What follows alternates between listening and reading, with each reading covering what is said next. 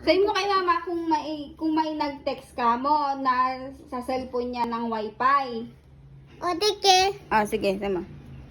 Ang sasabihin mo tanong mo kay mama kung may nag-text sa cellphone niya na wifi. Okay? Sa wifi. Sige, Sige, punta na doon kay mama. Punta ka na.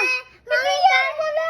Ano sasabihin mo kay mama? Ito ko alam lagi, kaya kain ko yung ano. Hindi mo tayo dalahin. Nagbablog si mami, Ano sasabihin mo kay mama? Text sa wifi. Kung may nag-text sa cellphone niya na wifi. Text sa cellphone wifi.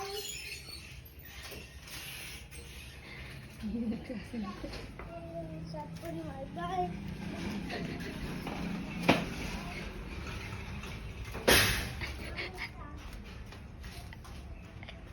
Babalik yan. Habang naglalakad, nagsasalita.